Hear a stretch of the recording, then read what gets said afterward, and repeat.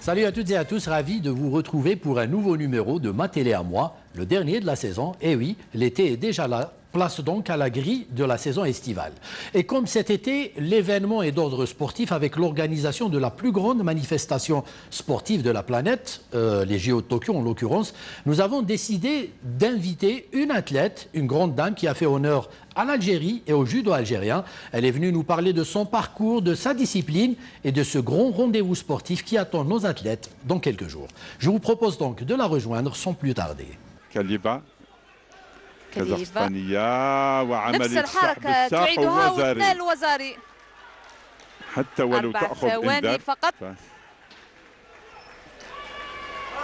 وميدالية برونزية أولى لسوريا حداد في اليوم الثاني من هذه المنافسة، منافسة الجيدو في وزن أقل من 52 كيلوغرام، وهي الميدالية البرونزية الأولى والميدالية الأولى في هذه الألعاب خاصة للمنتخب الوطني الجزائري. لتذكير إدريس أنه في 2004 ما كانت ولا ميدالية. ها هي سوريا حداد تهدي ميدالية التي نعتبرها نحن كأنها ميدالية ذهبية. نشوفوا الحركة الأخيرة التي قامت بها سوريا حداد ومن خلالها سجلت مرة كوكا ومرة يوكو ومرة وزاري، وعرفت كيفاش تتحكم سوريا حداد في هذه المنازلة.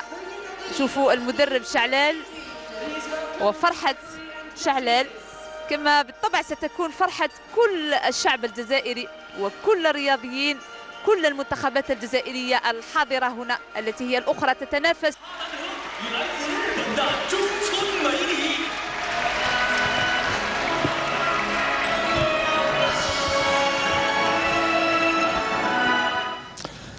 Soraya Haddad, bonsoir et bienvenue dans Ma Télé à moi. Bonsoir Halim, merci pour l'invitation. Ça fait un moment qu'on voulait vous avoir avec nous, mais je pense qu'on ne pouvait pas rêver d'un meilleur moment pour accueillir justement une athlète et parler des JO, puisque, rappelons-le, les JO, je crois que c'est à partir du 23 juillet, c'est ça? Voilà, ça va être bientôt l'événement le plus grand du sport algérien, donc sport mondial, je veux dire. On va en parler, mais on a plus envie aussi de connaître un peu plus Soraya Haddad ce soir. Donc j'espère que vous allez vous prêter au jeu des questions. Et à travers bien sûr votre playlist. Mais avant cela, j'ai vraiment envie de connaître que devient Soraya Haddad et quelle est son actualité. Ben voilà, actuellement je suis plutôt sur Alger et sur Béjaïa en même temps. Je fais des allers-retours et puis depuis 2019 je suis coordinatrice d'un nouveau projet international qui est judo dans les écoles primaires. On travaille avec la Fédération internationale et puis c'est l'ex-président du comité olympique qui a ramené un peu ce projet en Algérie. Mais malheureusement, depuis le corona, donc le Covid, tout s'est arrêté pour le moment et on espère reprendre en septembre. Donc en général, voilà ce que je fais et voilà. Donc, très bien. C'est déjà beaucoup. Oui, mais j'espère, je veux dire... J'espère que les choses reprendront très rapidement. Alors, juste comme ça, un mot pour parler de vous. Vous êtes de Béjaïa. Il y a une question que je voudrais vous poser, que je me suis toujours posée. C'est celle de savoir c'est quoi ce lien entre Béjaïa et le sport, et surtout le sport féminin en particulier. C'est une ville qui est très connue pour le sport féminin. Oui, c'est vrai, surtout, donc on a du volleyball, on a aussi du karaté et même du judo. Ouais. Donc la seule médaillée olympique en Algérie, en Afrique, elle est de Béjaïa. C'est Soraya Haddad. Mais il faut dire aussi qu'il y a le pôle de développement du judo féminin, c'est aussi Tizi Ouzou, donc c'est en général la Kabylie. Très bien. Alors je parlais des JO, quelques jours seulement nous séparent de ce grand événement. Comment on vit un tel événement lorsqu'on est athlète et qu'on a déjà participé à des Jeux Olympiques? Bah écoutez, les Jeux Olympiques, c'est l'événement le plus grandiose qui peut exister dans le sport. Donc c'est le rêve de tout athlète au monde entier. Donc c'est le rêve de tout le monde. Déjà d'y participer et déjà un rêve réalisé, on va dire, parce que vous savez, on se retrouve entre athlètes de toutes disciplines, les meilleurs athlètes du monde, l'élite mondiale rassemblée dans un petit village clôturé. Là, on vit vraiment des moments extraordinaires qu'on n'oubliera jamais. Vivre les Jeux Olympiques, c'est déjà un point vraiment... Pour se qualifier déjà, hein, c'est un exploit, parce que... Rares sont ceux qui se qualifient aux Jeux Olympiques. Exactement, surtout que dans certaines disciplines, ça devient de plus en plus difficile de se qualifier. Le système de qualification change, donc c'est de plus en plus serré. Et puis voilà, c'est maintenant de se qualifier est déjà un grand pas pour un athlète déjà de se qualifier aux Jeux Olympiques. Alors rappelons que ces Jeux ont été reportés d'une année. Et puis, à un certain moment, on a même parlé de l'annulation de ces Jeux. Vous qui êtes au contact des athlètes, est-ce que vous avez un peu discuté avec eux de ça? Est-ce que ça les a perturbés par rapport à leur préparation, par rapport à leur morale avant justement la tenue de ces Jeux? Bien sûr, en fait, je suis quand même en contact avec plusieurs athlètes, quelques athlètes surtout d'élite. Et puis c'est vrai que il y a même des athlètes qui m'ont dit qu'on souhaite que ces Jeux s'annulent même. Tellement que c'est vrai qu'ils ont passé une période très très difficile. C'était vraiment perturbant pour eux. Et puis surtout de savoir, de ne pas être sûr que les Jeux seront maintenus. Je veux dire, c'est ça, c'est le doute. Après, pour l'athlète, c'est vrai que autant qu'athlète, on aimerait bien que les choses soient vraiment claires et définies bien à l'avance. Parce que vous savez, l'athlète, il souffre, il s'entraîne, il y a beaucoup de sacrifices. Donc voilà, donc ça va être... Ça risque d'avoir une incidence sur les résultats de nos athlètes? Bien sûr que oui, mais je pense que c'est une situation que tout le monde vit. Il n'y a pas que les Algériens. Donc je pense que ça peut aussi être un avantage pour nous. Pourquoi pas? Je dirais ça comme ça. Espérons-le. Vous parliez de l'annulation des Jeux. Certains jeunes peuvent éventuellement souhaiter leur annulation, mais pour quelqu'un qui est en fin de carrière, je pense que lui, par contre, il aurait souhaité que ces Jeux soient maintenus. Alors, on ne va pas parler que de ces Jeux, on va parler aussi de Soraya Haddad, qu'on a envie de découvrir ce soir. Et on va commencer par parler de votre enfance. Mais avant cela, on va voir la playlist de Soraya Haddad, a commencé par son premier choix. Et son premier choix s'est porté sur une chanson très belle et très touchante. On regarde.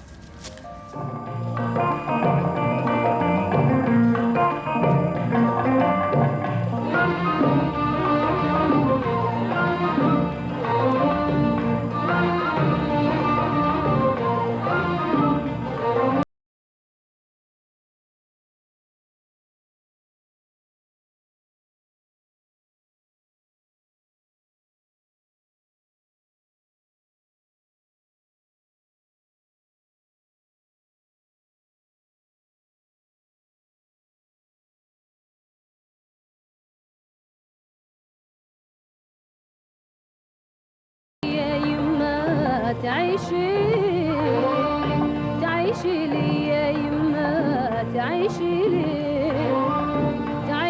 لي يا يما ونرد خير فضلك عطفك ورضاك ونرد خير فضلك عطفك ورضاك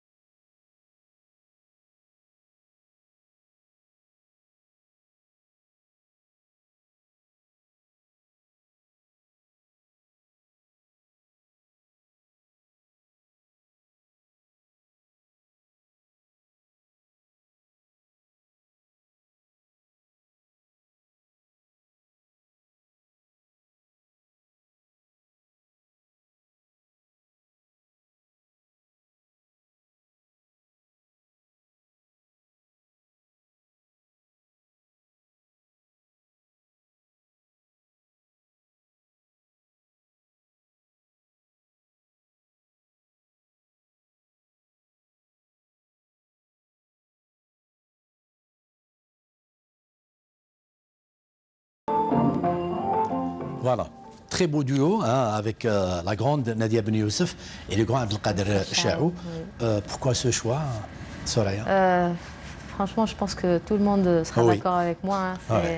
Ça parle des parents. Et puis, c'est un genre d'hommage que je voulais aussi rendre à mes parents, qui m'ont toujours soutenu dans tout ce que je fais dans ma vie. Et c'est grâce à eux que je suis là et que je suis ce que je suis aujourd'hui. Et voilà, pour leur dire aussi que je les aime beaucoup et qu'ils nous manquent aussi. Ils sont bloqués à l'étranger en quelque sorte depuis le Covid. Donc on espère revoir bientôt. Inch'Allah ya Rabbi. Alors c'est une chanson qui parle des parents, donc qui peut directement nous permettre de parler de l'enfance de Soraya Haddad. Quelle enfance avez-vous eue? Donc moi toute petite, j'étais, on va dire un petit peu garçon manqué, bien sûr. J'aimais beaucoup jouer dehors. Rappelons que vous êtes né à Elxer. Voilà, pour ceux qui ne le savent pas. Elxer, c'est dans la wilaya de Béjaïa. Exactement, voilà, dans le quartier de Poulizy, et puis que je salue d'ailleurs.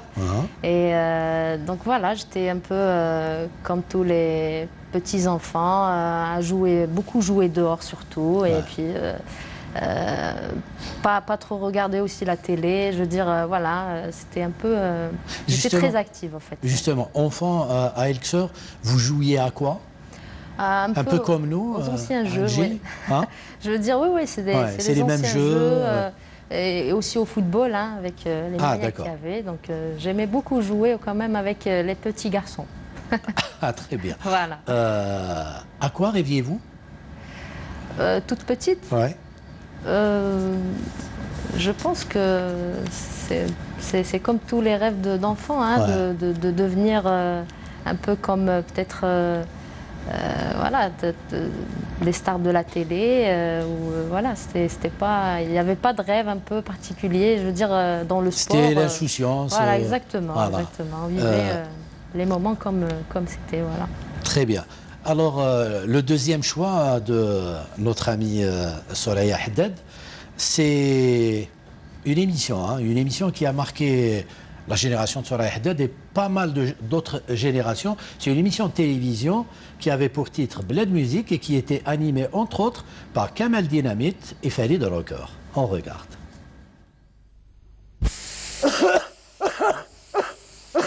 وجدوا الخلول المشاور بلاد ميوزيك ساتون.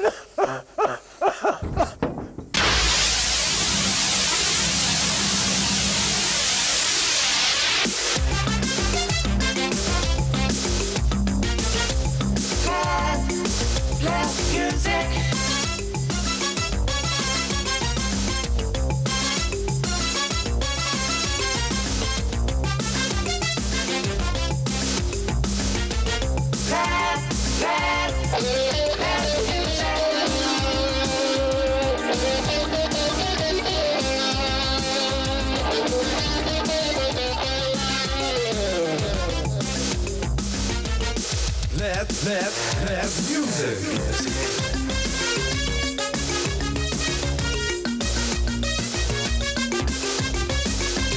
أيها السادة والسيدات، أينما كنتم وحيثما وجدتم ومهما أكلتم ومهما شربتم ومع من كنتم، مرحبا بكم في حصتكم بلاد ميوزيك، حصة بلاد ميوزيك رقم 8.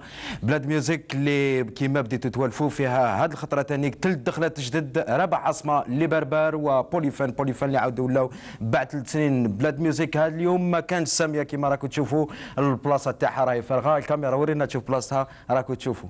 قال لك اللي ما عنده الشاهد كذاب. ساميه ما جاتش خاطركش عندها الامتحانات لي زيكزامان. بون كوراج ساميه، ان شاء الله تنجحي. وعلى ذاك اللي ما جاتش. وما كاين واحد اخر ثاني ما كان شوف الحصه هذه جوني مار باش يدير لنا الاستجوابات. طردقت عليه دربوكا الله يجيب له شفاء. في هذه الحصه كاين 3 دخلات جدد كما قلت، كاين استجوابات ثاني البوليفان والربع عصمه. محكمه القضيه 15 بعد 5000. بعد التحريات اللي جرتها مصلحة الأمن لبلاد ميوزيك، لقيناك يا ربع عصمة باللي سجلت كاسيت، هذه الكاسيت اللي راهي معنا هنا. نعم. وقت سجلتها؟ وما دافريل. أي وقت؟ وما دافريل. شحال ريحت بس سجلتها؟ 4 mois. وين سجلتها؟ Le travail, grosso modo, je l'ai fait à Paris. Le mixage, je l'ai fait en Angleterre. من هو يران ديكوك؟ وقراني ذي أرزقي بارودي. أرزقي بارودي، بيكو، هاشمي بلالي، صوفي. هاشمي بلالي les Zabraniz. Ouais. L'ex. أرزقي بارودي le batteur. Le batteur, ouais. Et Pico, le bassiste. هو اللي دار لي زارونجمون. Ouais. داك. هاد واش كاين جديد في الموسيقى هذه تاعك؟ C'est le travail en général. واش فيه جديد؟ C'est les sons, par exemple. Le son, il est différent. Tu as sur le plan harmonie, la poésie, tout est nouveau, quoi. Le mixage, je la ferai jamais sortir. Le mixage وين درتو؟ En Angleterre. ما رناش نضحكوا هنا. Ouais. الميكساج وين درتو؟ En Angleterre. En Angleterre. سمعتوا شدوا في بلاد ميوزك الدخله الاولى جديده لبربر البشطوله. الدخله الثانيه جديده بوليفان محل عمري ننساك. الدخله الثالثه جديده رابح عصمه ايناس. رقم 13 داك البنادم رامساس. رقم 12 ما عندي سهر معاك نو تشانس فضيله وصحراوي. رقم 11 حبيت نكبر معاك عبد الرحمن جلطي. رقم 10 سيدي يحيى نجوم الصف. رقم 9 ثدرتي ورشيد كسيلة. رقم 8 حكمة الأقدار ديسي دانتن. رقم 7 شيناس تي 34. رقم 6 قصة أغرام القرن العشرين محمد رضا. رقم 5 عينيك يا عينيك يا الشابة يمينة. رقم 4 هزيت عيني للسراجم الشاب أنور. رقم 3 كروفان تو بغداد قافلة لبغداد حميد بارودي. رقم 2 ادوها عليا الشاب مامي. بعد ما شفتوا الدخلات الجدد وبعد ما شفتوا الكلاسمون انت اللي عجبكم فيه تنجموا تفوتوا عليه بالبراوت والتليفون على بالكم النيميرو التليفون وعلى بالكم لادريس وين. ورقم واحد في هذه الحصه هو الشابه كريمه. السنه ان شاء الله دائما نكونوا زيانين. وبهذا ايها الساده والسيدات معروض عندي يا كمال داكور لازم اوكي صحيح. وبهذا ايها الساده والسيدات نكون قد اتينا الى نهايه هذه الحصه. دمتم في رعايه الله وحفظه اينما كنتم وحيثما كنتم ومما اكلتم ومما شربتم والى ما بعد الخميس المقبل ان شاء الله. Coupé. العشاء مانا Coupé. Voilà. Alors, c'était Kamel Dynamite et Farid Rocker qu'on salue. C'est une émission qui vous rappelle quoi? Une époque? Oui, bien sûr. Mon enfance aussi. Comme moi, j'ai des frères qui sont musiciens et ils jouent à la guitare électrique et tout. Donc, la musique était toujours présente à la maison, en fait. Presque chaque jour. Donc, ça me rappelle beaucoup de souvenirs avec la famille, quand même. Voilà. Très bien. Alors, on va revenir à vous pour parler surtout de votre scolarité. Vous étiez quel genre d'élève? Studieuse? Je dirais que j'étais élève moyenne. Élève moyenne. Voilà. En classe, je pense que j'étais aussi bon élève et... Ouais. Qu'on aimait, normalement qu'on aimait. J'aimerais bien qu'on pose la question au professeur, ouais, très bien. mais je pense que j'ai toujours été calme en classe et voilà. Très bien. Votre matière préférée? Je dirais les mathématiques peut-être, ouais. De votre temps, il y avait une pratique du sport à l'école? Oui, on avait... Vous pratiquiez quoi comme sport à l'école? C'était de l'éducation physique en général, donc c'était de la course, des exercices, etc. Comme tous les... Je pense que la plupart des enfants en Algérie à cette époque-là. Et il n'y avait pas de spécialité dans les écoles primaires ou ailleurs. Donc, mais on faisait toujours, on participait toujours aux compétitions de tous les sports. Je veux dire, le judo scolaire était là et j'étais, c'était parmi les premiers titres de ma carrière. Très bien. Vous vous distinguiez déjà à l'école comme étant une bonne sportive? Oui, oui, je pense que oui, parce que j'ai commencé à faire de la gymnastique un peu tôt, donc très tôt, et puis j'avais une carrure, j'avais, je veux dire, une morphologie un peu... des prédispositions justement pour être une bonne athlète. On va parler justement d'un aspect qui me tient à cœur, le sport et les études. Ils font bon ménage ou pas trop? Chez nous, du moins, en Algérie. Oui, je pense que c'est une très très bonne question et très bon sujet, surtout que beaucoup d'athlètes rencontrent pendant leur carrière sportive. Et moi aussi, j'ai déjà vécu ça. J'ai été un peu obligée, en quelque sorte, à choisir entre ma carrière sportive et mes études. Voilà. C'était parce que surtout le sport de haut niveau demande beaucoup de temps et d'énergie pour pendant notre vie. Et puis à un certain moment, on ne peut pas vraiment gérer entre les deux. C'est vraiment très difficile. Pourtant, j'ai fait le lycée sportif. Et l'ISTS mais après des années d'arrêt, j'ai arrêté pendant quelques années. Il m'a fallu d'arrêter quelques années pour pouvoir me consacrer à 100% pour le sport. Et je pense que c'est le cas de beaucoup d'athlètes. Il y a encore des difficultés dans ce sens où il n'y a pas vraiment des facilités ou on va dire un programme spécialisé pour ces athlètes, surtout de haut niveau, où on peut aménager entre le sport et l'étude sans qu'ils laissent leurs études. Parce que sachant que c'est les études aussi qui feront leur avenir en réalité. Alors, il y a comme ça des clichés chez nous qui disent que un sportif n'a pas besoin d'aller carrément à l'école, puisqu'il va faire carrière dans le sport. Entre nous, vous qui avez participé à pas mal de compétitions internationales, et pour moi, le sportif comme l'artiste, c'est aussi un ambassadeur de son pays. Est-ce qu'il n'est pas nécessaire pour un sportif de haut niveau d'avoir quand même un minimum d'instruction pour pouvoir justement communiquer lorsqu'il participe comme ça à des événements internationaux? Tout à fait. Au contraire, l'athlète a besoin d'être encadré, formé, et il a besoin d'être... parce que franchement, si on prend mon cas, c'est les études qui m'ont sauvé après ma carrière, c'est mon poste de travail. Donc, et puis intellectuellement aussi, c'est important pour l'individu, pour l'être humain, et ça va même l'aider dans sa carrière sportive. Donc je pense que les études sont indispensables pour tout être humain, même le sportif. Maintenant, c'est vrai que, comme je vous ai dit, moi, en 2003, j'ai été obligée de choisir entre passer mon bac et faire les championnats du monde. Et donc, en 2003, j'étais au lycée sportif et j'ai choisi de faire les championnats du monde, que je ne regrette pas, bien sûr, parce qu'après, j'ai fait mes études. Mais la carrière tellement est courte qu'on n'a pas le temps de la laisser pour après. Par contre, les études, je pense qu'il n'est jamais trop tard pour étudier. Très bien. Alors, on va maintenant s'intéresser à votre discipline, le judo. Vos débuts dans le judo, c'est venu quand, grâce à qui et comment? Donc, moi, j'ai pratiqué de la gymnastique de 8 ans jusqu'à l'âge de 12 ans.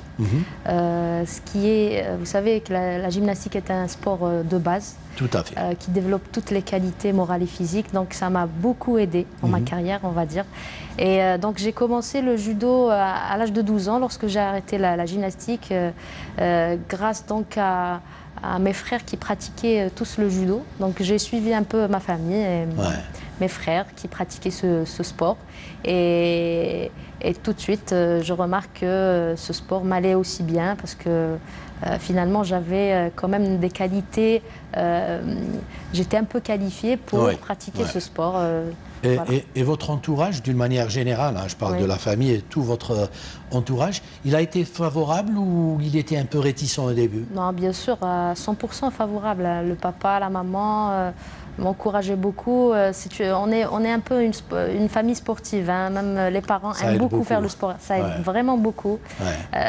Franchement, j'ai pas eu du tout de blocage dans ce sens. Au contraire, des facilités, de l'encouragement et franchement, ça aide beaucoup l'enfant. Et c'est ce que je conseille les parents justement à aider, à pousser leurs enfants à faire du sport. Alors, une question un peu naïve, pour ceux qui ont des enfants et qui pensent que leurs enfants pourraient faire carrière dans le judo, que faut-il pour être un bon ou une bonne judoka? Quelles sont les prédispositions nécessaires déjà dès le départ pour lancer quelqu'un dans le judo? Je pense que... Il faut d'abord les inscrire en gymnastique? Non, pas vraiment. Pas vraiment, parce que le judo, a été nommé en 2015 comme sport, le meilleur sport éducatif qui peut exister par l'UNESCO. Donc en 2015, donc ça prouve que le judo est un sport éducatif et c'est un sport aussi complet qui développe vraiment toutes les qualités, que ce soit physique, morale et voilà, ce que je peux dire, c'est que de dire aux parents, c'est que même leurs enfants ne deviennent pas peut-être champions, mais sachez que le sport, le judo ou le sport en général, vraiment aide beaucoup l'enfant. Dans son épanouissement surtout. Bien sûr, son épanouissement, son équilibre, de lui donner cette force, cette confiance en soi, et c'est un équilibre dans la vie, et comme ça on aura un individu préparé à la vie aussi. Vous savez, c'est une école de la vie, on dit, le judo. Donc j'encourage vraiment tout le monde à pratiquer. Très bien. Alors c'est une discipline qui normalement, je suis pas connaisseur, mais c'est une discipline qui normalement ne nécessite pas beaucoup de moyens. Le judo, c'est un tatami, c'est un kimono, et basta quoi, on se dit ça nous. C'est vrai, donc un petit kimono, et puis la plupart des clubs sont pas... Il y a des petits vraiment frais, etc. Donc je pense que c'est un sport qui est accessible à tout le monde. À tout le monde. D'ailleurs, on voit quand même beaucoup de participation quand même. Beaucoup d'enfants le pratiquent. Selon vous, Soraya, avec un peu de recul, qu'est-ce qui fait qu'il y ait comme ça de grandes nations de judo et pas toutes les nations? Pourtant, c'est accessible à tout le monde et on sait qu'il y a quand même des nations qui sont connues dans le judo et pas d'autres.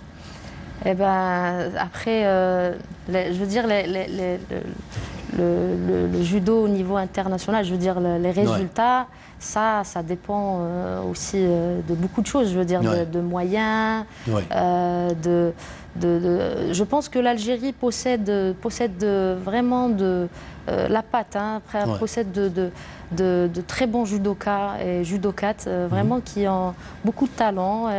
On voit dans presque chaque génération, on voit quelques athlètes qui peuvent vraiment aller loin. Mais après, vous savez, le haut niveau, c'est les détails, c'est très dur, c'est vraiment pas évident d'être toujours parmi les meilleurs. On va peut-être parler justement du haut niveau et des compétitions internationales. Mais avant cela, l'Algérie, parmi ces grandes nations de judo, on se situe où? On est plutôt une nation de judo ou oui, quand même, puisqu'on reste quand même les meilleurs en Afrique. En Afrique, on a 2 médailles olympiques, 2 médailles mondiales, 1 médaille par équipe mondiale. Donc on reste la meilleure équipe d'Afrique, donc on fait partie des meilleurs au monde quand même. Très bien. Alors on va parler de la compétition, d'abord à l'échelle nationale, puis internationale. Mais avant cela, on va vous permettre de souffler un peu. On va aussi permettre aux téléspectateurs de se détendre un peu parce que la séquence qu'a choisie Soraya Haddad est plutôt sympa. Alors restez avec nous et suivez cette séquence, on en reparlera juste après. On a choisi la séquence parce que c'est un billet l'Ibjaya, donc chez vous, même si c'est vrai, les Bahamas c'est aussi pas mal. Pourquoi ce choix? Magnifique, Biouna qu'on salue chaleureusement, et puis c'est quelqu'un qui nous a fait beaucoup rire et qui nous fait encore rire à ce jour. Croyez-moi que souvent on se permet de revoir des séquences et franchement c'est quelqu'un qu'on aime beaucoup et voilà, qu'on salue aujourd'hui. Donc c'était un hommage aussi pour Biouna. Exactement. Pour revenir à la compétition, lorsque vous aviez commencé à pratiquer le judo, vous pensiez faire carrière déjà ou c'était juste un hobby, un passe-temps? Sincèrement, au départ, c'était juste comme tous les enfants, de pratiquer un sport et voilà, il n'y avait pas d'objectif précis au départ. C'était vraiment pratiquer du sport comme tout le monde et voilà. Et après, l'appétit est venu en mangeant, bien sûr. Exactement. Vos débuts dans la compétition au niveau déjà local, Oui. Bah, c'était juste après une année de pratique de judo à peu près. Donc j'étais donc en 96, donc j'avais 13 ans, ma première compétition, toute petite minime. Ouais. Donc on fait les premiers titres au niveau wilaya, régional, et voilà, on passe au national et les premiers titres nationaux aussi, c'était après une année de pratique. Donc je commençais à confirmer déjà ma première place en catégorie toute jeune. Quelle a été la plus grande contrainte pour vous? C'est peut-être les déplacements, hein, parce que, étant toute jeune, peut-être, faire comme ça des déplacements, c'est un peu perturbant par rapport aux études, non? Non, pas vraiment. Ou c'était plutôt une partie de plaisir parce exactement, ça nous changeait. Au contraire, c'est quelque chose que j'aimais beaucoup, hein. Le sport, j'aimais toute jeune, donc j'aimais cette ambiance d'être en groupe, de sortir, de faire la compétition. Après, voilà, c'est vrai qu'on a vraiment apprécié ces moments aussi. Il y a aussi les blessures, hein, qui sont très très fréquentes dans cette discipline. Oui. Vous en avez souffert? Oui, bien sûr, mais dans le haut niveau, hein, pas au niveau local. Oui, je parle d'une manière générale. Bien sûr, j'ai fait donc 1, 2, 3 opérations, on va dire déjà. Et voilà, une au nez, au genou et la cheville. J'ai des problèmes à la côte, l'épaule, les mains. Donc on a quand même beaucoup de blessures. Mais par rapport, quand je me compare aux autres athlètes de haut niveau, je pense que je suis quand même très chanceuse, hein, sauvée, voilà, de certaines blessures. Donc ça va, alhamdoulilah. Et à vos débuts, le niveau du judo féminin à l'échelle nationale, il était plutôt bon, ou parce que c'est souvent une question de concurrence, hein. Lorsqu'on a beaucoup de concurrentes, c'est clair que notre niveau se hisse un peu et évolue. Exactement. Et vous aviez trouvé de la concurrence à l'échelle nationale? Bien sûr, les débuts, bien sûr, c'est normal. C'est ce qui nous pousse justement à travailler plus et à aller de l'avant. Et je pense qu'il y avait les premières années, bien sûr, on sentait toujours. Vos concurrentes, elles étaient plutôt où? À Béjaïa, à Alger? Je pense un peu partout. Les plus grandes écoles? Alger, Oran, un peu partout quand même, hein. Il y avait un judo Tizi Ouzou, Alger, Oran. Il y avait des filles. On avait à peu près le même niveau les débuts. Je me rappelle bien qu'il y avait quand même une certaine concurrence. Alors, à l'échelle nationale, est-ce qu'on peut dire que vous étiez la numéro 1 nationale? À quel À vous de me dire. C'est à partir de quel âge? En tout cas, comme je vous ai dit, sincèrement... Parce que les résultats ont commencé tôt. Donc après une année, 2 ans de pratique, je confirmais déjà ma première place en toute catégorie. Je veux dire, en minime, j'ai été championne d'Algérie plusieurs fois, en cadette pareil, en junior, je confirme aussi à chaque championnat. Donc vraiment, je pense que je dominais un peu, hein, aussi, même s'il y avait une concurrence. J'étais en phase d'apprentissage, etc. Donc, mais j'avais des techniques très explosives et on va dire c'est des techniques qui sont plus masculines que féminines. Vous vous entraîniez avec... Bien sûr. Ah, d'accord. Le judo, avec les garçons. C'est mixte, hein, on s'entraîne avec les garçons, surtout à un certain niveau. Et il faut bien, hein, on a besoin de plus de travailler avec des athlètes plus forts. Et voilà, ça travaille. Très bien. Alors, comme vous dominiez le judo national, ça vous ouvrait les portes pour une carrière internationale. On va en parler. Mais avant cela, elle vous propose une séquence, moi en tout cas, qui m'a fait beaucoup plaisir. J'espère que ça va être le cas pour vous. On regarde et on revient juste après. Voilà, le cinéma indien ou les films hendo, comme on les appelait chez nous, et surtout Janitou qui a marqué plein de générations. Et je vais vous avouer une chose. On est à la fin de la 3e saison de Ma Télé à moi, et j'avais peur que personne ne choisisse Janitou. Et j'étais vraiment étonné que personne ne le fasse avant vous. Et donc, je ne peux que vous remercier pour ce choix. Bah, je vous en prie, parce que c'est vrai que c'est un film qui nous a tous marqués, en fait. Hein. C'est ce petit garçon qui a fait couler blessé, beaucoup de larmes. Qui chantait si bien et qui nous a tous vraiment marqués. Hein. Janitou, il n'y a pas quelqu'un qui ne connaît pas normalement Janitou. Voilà, c'est vrai. Ça remonte, ça nous fait un peu voyager. Hein, dans le temps. Alors, on va revenir à la compétition au niveau international. Quel souvenir gardez-vous de la première participation à une compétition internationale? C'était quelle compétition déjà et quel souvenir gardez-vous? De toutes les compétitions internationales? La première compétition. Ah, la première internationale, je pense que j'étais cadette et j'ai fait le championnat d'Afrique junior. C'était en l'année 2001, donc c'était ma première compétition internationale. Ouais, c'est un plan émotionnel, on vit ça comment? On va voyager dans un autre pays. Exactement, on passe à une autre étape. En fait, on passe à un autre cap et là vraiment, ça commençait à changer dans ma tête et puis à se fixer des objectifs. À voir plus grand. Bien sûr. Et surtout que mon entourage me parlait beaucoup et disait beaucoup que je pouvais aller très loin. C'est toute jeune, hein, ils ont déjà remarqué cela. Et j'ai été un peu, comme on va dire, détectée quand même, comme talent. Et cette première participation à une compétition internationale a confirmé un peu ce qu'il disait? Bien sûr, bien sûr. J'ai été championne d'Afrique en junior en 2002. Pour une première participation? Oui, en première en junior, oui. Ouais. Après, donc, les compétitions vont s'enchaîner? Exactement, s'enchaînent. 2002, je fais la même chose, championne d'Afrique en junior. Et j'ai fait les championnats du monde junior où je fais 9e place parmi les 10 premiers au monde. C'était ma première aussi compétition en mondiale. C'était en Corée du Sud, je me rappelle bien. Donc voilà, et là ça a commencé, ça s'enchaîne. En 2003, je fais aussi mon titre africain qui est le bronze, mais en senior, en sachant que j'étais junior aussi.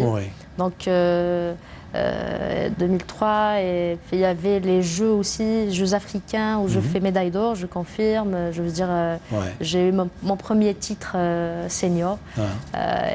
Et puis voilà, après 2004, 2005, 2006, je veux dire, ça s'enchaîne. Et puis 2005, comme vous savez, j'ai fait mon titre africain, méditerranéen et bronze au championnat du monde de Caire. La première médaille mondiale. Là, c'est la consécration. C'était vraiment la première médaille pour le judo, dans l'histoire du judo algérien, en fait, la première médaille mondiale. Donc il y a eu moi, il y a eu aussi Ben Hamadi, que je salue, qui a fait argent. On était les deux médaillés. On a fait la médaille de bronze en par équipe au championnat du monde qui reste dans l'histoire et qui est vraiment, on en parle peu, hein, mais c'est un titre que l'Algérie a eu. L'équipe féminine a décroché, on a battu les Cubaines, je me rappelle très bien. C'était un moment vraiment unique. On avait une équipe soudée, il y avait vraiment un travail. Un grand travail qui se faisait vraiment, hein, tout est une équipe qui travaillait en fait derrière nous. C'est pour ça qu'on a réalisé autant de résultats. Et puis en 2006, si vous permettez, je continue. En 2006, donc, je change de catégorie. J'étais donc en catégorie de 48 kg. 48, vous passez à 52. Je passe en 52 kg parce que j'avais quelques problèmes de santé. Au fait, ça commençait à toucher ma santé. Parce que nous, on fait un régime quand même assez strict. Pour préserver justement son poids, c'est pas évident. On fait beaucoup de régimes. Puis à un certain moment, si on voit que ça touche à notre santé, et puis on est obligé de passer à une autre catégorie. En quelque sorte, j'ai bien réfléchi avec l'entraîneur, etc. Donc on a décidé de changer de catégorie. Donc il m'a fallu un peu de temps pour m'adapter. Et donc en 2007, je participe déjà au championnat du monde qui était au Brésil, où je fais 7e place, je perds en quart de finale. Donc tout de suite aussi, on remarque que je m'adapte vraiment très rapidement à la catégorie. Et, et sincèrement, je me sentais beaucoup mieux en 52 kilos, hein, avec moins de difficulté de faire le poids, etc. Et j'étais un peu plus forte, donc j'étais bien dans ma catégorie ici. Donc en 2008, on a donc je suis championne d'Afrique. Et viennent les Jeux olympiques de Pékin. De Pékin 2008, où je fais bronze donc, aux Jeux de Pékin. Et votre parcours avant d'arriver à la médaille de bronze? Ben, écoutez, donc, je fais premier tour, donc c'était contre la Luxembourg. Oui, le premier tour. Deuxième tour, c'était contre une Sénégalaise. Le troisième tour, c'était contre une Coréenne du Sud. Donc, les quarts de finale étaient vraiment un match, on va dire, décisif dans ce parcours. La Coréenne était très forte et donc je gagne en quart de finale.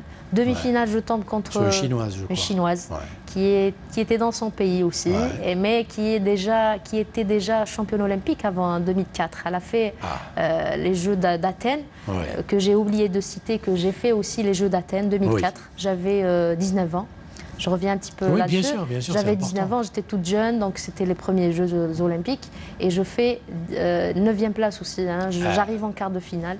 C'est pas rien, hein, 9e place dans les Jeux. Franchement, à 19 ans, de faire parmi les 10 premiers au monde et aux Jeux olympiques, c'est déjà un bon départ pour un athlète. Tout à fait. C'est pour ça que je dis que les athlètes, on doit les lancer tôt dans leur carrière. Et puis je reviens donc aux Jeux Olympiques, demi-finale, je perds contre la Chinoise, qui était très forte. C'est vrai, il y avait cette différence, même si j'étais à fond dans le combat, mais voilà, elle arrive à me battre. Et puis la finale de bronze, c'était contre la Kazakh, une athlète de Kazakhstan, avec qui vraiment je me suis donnée à fond et j'ai marqué un Koka, un Yoko, un Wazari. Vraiment, j'ai rempli le tableau. Voilà, et c'était jusqu'à la fin, et puis voilà, la joie était immense. Une médaille aux Jeux Olympiques, ça vous marque à vie. Hein. Bien sûr. Et c'était la première médaille. La première médaille en judo féminin en Algérie et en Afrique aussi. Et ça reste la seule. Hein. Il n'y a pas eu encore de femmes judokates en Afrique qui décrochent une autre médaille olympique. 13 ans après. Franchement, c'est un peu triste, mais je souhaite vraiment qu'il y en aura beaucoup même. Mais ça prouve que ça reste difficile pour décrocher une telle médaille d'un tel niveau. Parce que vraiment, ça demande énormément de travail, énormément de sacrifices. Est-ce que, justement, vous avez eu les moyens pour bien préparer ces compétitions internationales? Écoutez, et quels sont les moyens? C'est la participation à beaucoup de tournois internationaux? C'est quoi, essentiellement, les moyens que demande un judoka ou une judoka pour bien préparer une compétition internationale de l'envergure des championnats du monde ou des Jeux olympiques? Écoutez, donc, le haut niveau demande vraiment il y a beaucoup de facteurs qui rentrent en fait dans le jeu. Je vais commencer avec le facteur humain. L'athlète a besoin d'être bien encadré et bien entouré, et surtout de gens qualifiés et compétents. Très important. D'être accompagné par un entraîneur compétent. Et il n'y a pas qu'un entraîneur, c'est tout un staff. Donc on a le médical, logiquement c'est toute une équipe. Voilà, normalement un psychologue. Vraiment, c'est tout un staff, toute une équipe qui est logiquement derrière cet athlète qui prépare un tel événement, que ce soit le mondial ou les Jeux olympiques. Donc je pense que ce point-là est parmi les principaux importants pour réussir. Et puis, il y a aussi les moyens financiers, bien sûr. Nous, le judo, c'est un sport de contact, de sparring partner. On a besoin de travailler avec plusieurs niveaux et plusieurs types de judo. Vous voyez, donc, plus vous êtes en contact, exactement, plus vous progressez. C'est logique. Donc on a besoin de voyager, de stages un peu partout, de stages en Asie, en sachant que l'Asie sont les meilleurs en judo. Voilà, le judo, c'est japonais. C'est la terre du judo. Exactement. Donc aujourd'hui, c'est triste de voir notre équipe qui ne fait aucun stage même en Asie. Donc c'est pour vous dire qu'on avait quand même le minimum. Nous, il y avait quand même le minimum, un plan tracé, qu'on suivait, et je me rappelle aussi qu'il y avait toute cette équipe derrière. C'était un combat pour eux aussi. Je me rappelle avec le ministère, c'était avec les moyens, c'était difficile, mais ils ramenaient par-ci, par-là, etc. pour réussir à accomplir tout ce programme. Je me rappelle même mon entraîneur Boideau qui était à un moment donné prêt à vendre sa voiture pour finir notre notre préparation pour les Jeux Olympiques 2008. Vraiment, je me rappelle de ce geste-là. Là, ça prouve l'engagement et le sérieux du staff aussi. Je vais vous poser une question naïve aussi. Hein. Est-ce que l'avènement comme ça d'entraîneurs étrangers en Algérie pour entraîner des judokas algériens ne serait pas le bienvenu? Mais bien sûr, nous avons la compétence qu'il faut, on n'a pas besoin de regarder ailleurs. Non, je dirais que les deux sont valables. On a des compétences en Algérie, on a vraiment des éléments qui peuvent apporter beaucoup pour le judo algérien. Déjà, mon époque, il y a beaucoup d'athlètes qui ont été athlètes à mon époque, qui ont beaucoup d'expérience aujourd'hui, qui peuvent donner beaucoup pour le judo algérien. On est une référence réelle et ce qu'on on a vécu en Algérie. Voilà, je pense que c'est indispensable de mettre en place, à la disposition des athlètes notre expérience et notre petit savoir, on va dire. Voilà. Mais de ramener aussi des étrangers qui peuvent aider, pourquoi pas? Pourquoi pas? Je trouve que on a toujours besoin d'un plus quelque part. Au contraire, pour renforcer, pourquoi pas? Ce serait vraiment une bonne chose. Pour ajouter juste un point, donc j'ai parlé du côté financier et humain, et aussi il faut vraiment parler aussi de l'engagement de l'athlète lui-même. Donc voilà, moi je dirais que 70 à 80%, c'est l'engagement de l'athlète et sa volonté qui font qu'il peut arriver à ce niveau-là. Alors, on va aller très vite maintenant, puisque on s'achemine vers la fin de l'émission. Vous mettez un terme à votre carrière, je crois que c'était en 2013, c'est ça? En 2013, oui, je décide. Comment on vit émotionnellement la fin d'une carrière? Ben, écoutez, moi c'est vrai que la fin de ma carrière, c'était ma décision, bien réfléchie. J'ai fait les Jeux Olympiques de Londres 2012. Après, je prends une année de réflexion. Et après une année, je vois que je reste toujours sur la même décision. C'était mûrement réfléchi. Exactement. Mais je dois dire que c'est vraiment... J'avais 28 ans. Vous savez, avoir 28 ans, arrêter sa carrière, c'est comme un crime, on va dire. Hein. Parce qu'à l'âge de 28 ans, on peut encore... C'est pas qu'on peut encore, mais on peut donner les meilleures performances de sa carrière. Ah, d'accord.